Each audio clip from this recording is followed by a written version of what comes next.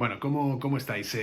Vamos a debutar con mayo, es el mes más bonito del año. No sé si porque yo nací, que seguramente, o porque ya es el último de la primavera, que también puede ser, y por fin llega el verano, esos 56 grados a la sombra, esas cosas que me gustan a mí. Eh, Pero bueno, el caso es que vamos a empezar con nuestro cineforum habitual. Y lo hacemos yéndonos bueno, vamos a pegar el salto desde Estados Unidos hasta nuestro continente otra vez. Nos vamos a ir hasta Italia. ¿Por qué? Porque acordaos de que hace como 4 semanas así estuvimos viendo El Techo, estuvimos estudiando el neorrealismo italiano, estuvimos viendo a Rossellini, a De Sica, todo esto. E incluso nos quedamos, en la parte histórica, nos quedamos en 1949, en el momento en el que la democracia cristiana de Giulio Andreotti lo que hace es aprobar la ley que terminará llevando el nombre de Ley Andreotti, por la cual de alguna manera el gobierno se permite el lujo de poder intervenir, o la licencia de poder intervenir en todos los temas que no le parecen bien a la hora de aprobar una película, ¿no? Entonces, una de las contradicciones de las libertades que se pretendieron llevar a cabo en Italia a partir de los años 50.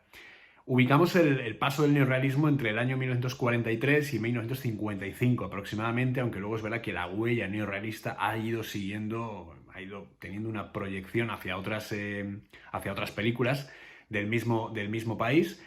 Y a partir de los años 50, a partir de la segunda mitad de los años 50, Italia se entrega al nuevo género que de alguna manera inaugura y da buena cuenta de lo que pretenden de alguna manera estas comedias a la italiana, que de alguna manera son las que capitanean el cine italiano y las que de alguna manera también sirven para recuperar la fe del público en el cine. Y de alguna manera vimos como si el realismo no era una vanguardia, un movimiento seguido por el público, sí que tenemos en este caso el beneplácito de que las películas de la comedia a la italiana sí que son películas vistas por el público en Italia. Nos abandonamos a lo que quiere Mario Monicelli, a Vittorio De Sica, que seguirá reinventándose, a Luigi Comencini, a Dino Risi, a Alberto Sordi, Ettore Scola, que también, a pesar de que hace algunas películas bastante dramáticas y con bastante calado político, acordados de aquella Señoras y señores, buenas noches, ¿no? Aquel telediario que vimos en esas situaciones casi de sketches que dirigía Scola, o por lo menos que escribía Scola. De alguna manera también está representado por películas como Matrimonio a la italiana, Divorcio a la italiana, Pan, Amor y Fantasía, o La ladrona, su padre y el taxista, por no hablar también de una película que, a pesar de que maneja la comedia de una manera excepcional, no deja de ser una de las películas más quizás carismáticas de este movimiento, que es la protagonizada por Vittorio Gassman y Jean-Louis Trintignant, que es La escapada de Dino Risi. De alguna manera, sin embargo, a pesar de que estas comedias blandas o de un carácter mucho menos significativo políticamente hablando existen, tienen mucho éxito, pequeñas pinceladas van llegando a todas estas películas, y de alguna manera las críticas a diversos estamentos superiores a la población no encuentran su sitio en estas películas. Sin embargo, bueno, pues se hacen ejercicios, al igual que pasó en España con algunas comedias, sobre todo las de Sáenz de Heredia, sobre todo las que luego tanto José Luis Sáenz de Heredia como Álvaro Sáenz de Heredia, que es, digamos, el que hereda, nunca mejor dicho, la parte de la producción cómica española, esas películas de Alfredo Landa y de José Luis López Vázquez, tan representativas de nuestra época, en este caso el tardo franquismo. Pues en este caso en Italia son estas películas que hablan de la clase media, que hablan en tono cómico, incluso de esa burguesía, y la ridiculizan de la manera en que a la censura también le puede parecer.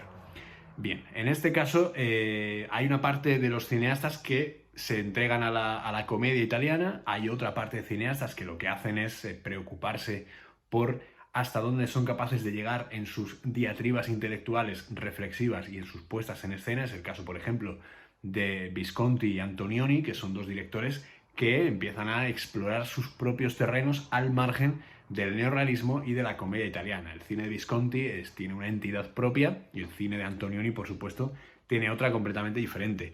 Y en esta época también sigue trabajando un director que lo que hace es psicoanalizarse a través de su cine. Si nosotros vemos las películas de Fellini, no dejan de ser más que auténticos instrumentos de psicoanálisis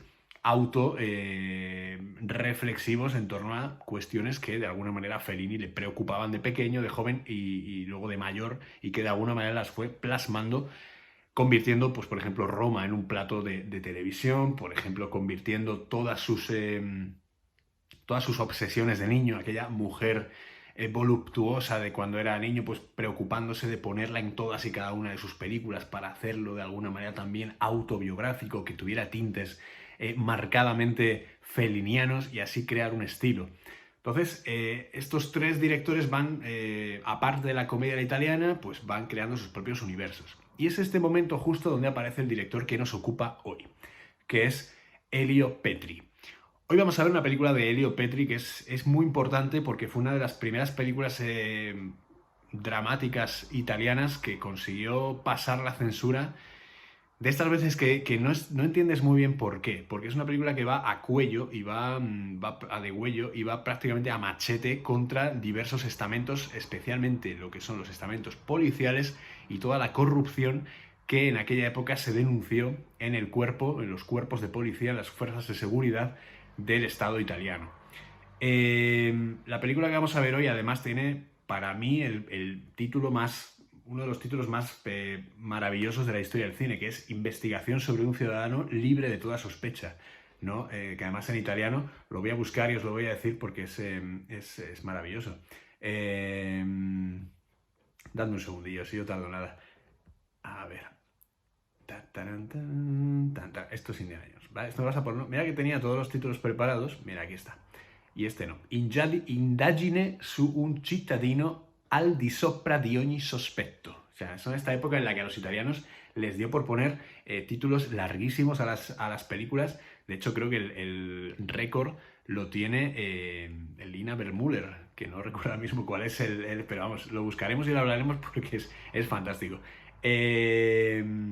Investigación sobre un ciudadano libre de toda sospecha es una película que resume muy bien todo lo que es el sentir político de su director, de Elio Petri, que desde que nace en 1929, él digamos, a ver, no desde su nacimiento, pero desde bien joven, empieza a adoptar posturas que tienen que ver con, bueno, pues postulados que luego le harán acabar en el Partido Comunista Italiano. A él le expulsan de todas las escuelas a las que va, que están dirigidas por sacerdotes, y comienza a sentir un interés muy particular por dos artes, ¿no? El primero es el cine, el segundo es el periodismo, ¿no? El periodismo es un arte. Bueno, sí, puede ser. ¿Por qué no? El octavo arte, ¿no? Podemos llamarlo así. Abandona el partido a raíz de los años 50, abandona el Partido Comunista Italiano, bastante joven, a raíz de varios fracasos que tiene el partido. Por ejemplo, en el otoño húngaro también hubo una serie de revueltas que a él no le convencieron porque creyó que el Partido Comunista en Italia se estaba preocupando más de mirarse su propio ombligo que de colaborar de alguna manera en la consecución de los objetivos a nivel de la Comintern, de la Internacional Comunista, a nivel de lo que se pretendía en su origen que fuera lo que Marx, Lenin, Trotsky, etcétera, postularon. De alguna manera, Petri debuta en el cine en 1961 con una película llamada El asesino, una película de Marcello Mastroianni que quizás sea una de esas representaciones por las cuales nosotros hemos perdido ya el concepto del actor total, ¿no? Marcello Mastroianni era un actor importante porque aparte de todas sus concepciones o acepciones, mejor dicho, de Latin Lover, de genio de la comedia, de tal, era uno de los actores que podrían representar casi cualquier tipo de papel. Me viene a la cabeza, por ejemplo, La ladrona, su padre y el taxista, donde hace de un pobre taxista que es estafado por esa dupla entre De Sica y Sofía Loren. Me viene a la cabeza, por ejemplo, una jornada particular, donde era capaz de meterse en la piel de aquel hombre reprimido, de aquel hombre hundido en sí mismo por las circunstancias que le rodeaban. O, por ejemplo, aquella inefable comedia que era Matrimonio a la italiana o Divorcio a la italiana, me da igual cualquiera de las dos, donde hace una maravillosa recreación con Sofía Loren de qué es el significado de la comedia a la italiana.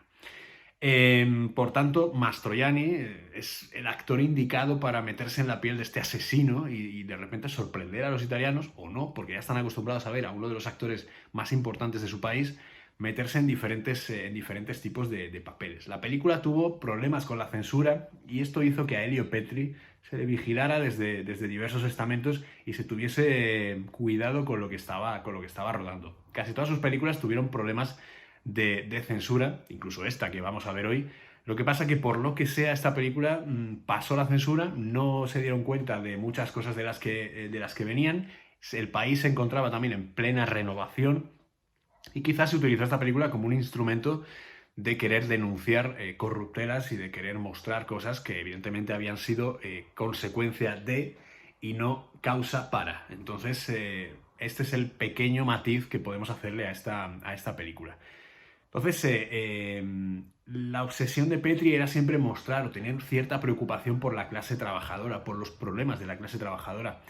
Y esto es debido a que él consideraba, Elio Petri consideraba que la clase más pobre, los trabajadores, los proletarios en Italia, estaban abandonados a su suerte por unos estamentos políticos que estaban muy pagados de sí mismos, estaban enzarzados en unas luchas perennes que, como hemos visto incluso hasta el año pasado, que ha costado la mismísima vida ponerse de acuerdo para elegir presidente de la República, para terminar llamando al que estaba antes, a Napolitano, pues evidentemente esto nos lleva a pensar que en Italia todo esto de las luchas políticas es algo que viene desde bastante antiguo. Investigación sobre un ciudadano libre de toda sospecha, además tiene a otro de los actores que quizás ha pasado a la historia como una especie de actor secundario en muchas películas grandes.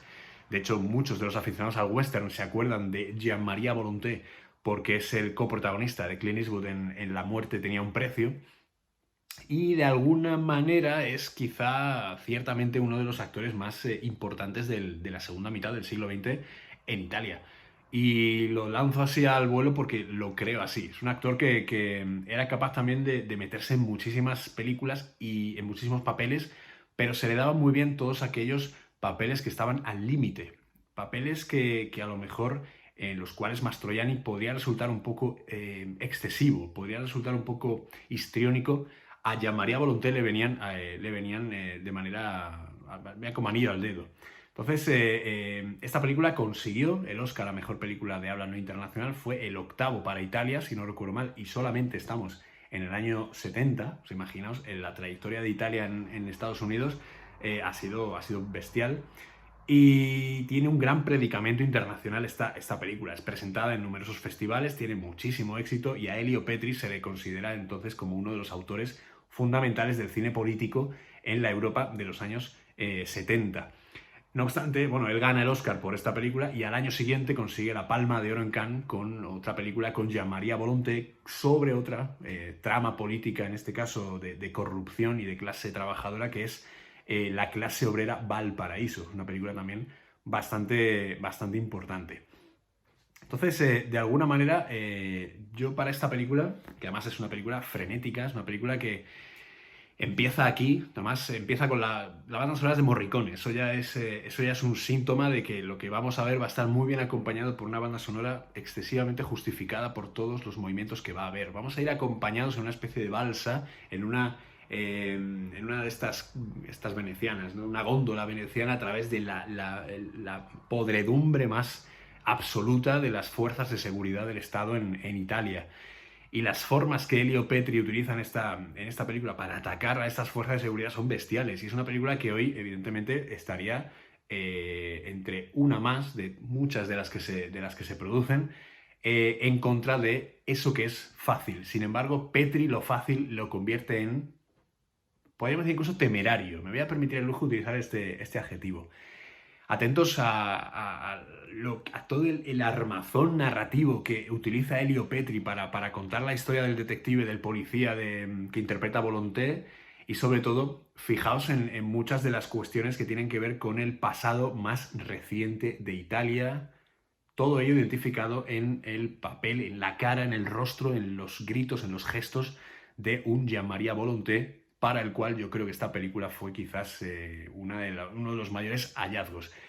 No me enrollo más, este vídeo va a ser corto, porque evidentemente todo lo que tengamos que decir de esta película, evidentemente vendrá el viernes que viene, y su contexto es exclusivamente el que se encierra después del neorrealismo y después quizás también o paralelo a la comedia a la italiana. La comedia italiana surge en los mediados de los 50 hasta los 80, que ya empieza a perder fuelle porque ya los italianos empiezan a cansar, y en este impasse es cuando surgen estas películas que, que son una manera también de retratarse y una manera de intentar hacer que la gente se dé cuenta de que todo lo que está sucediendo a su alrededor son miserias, son corruptelas.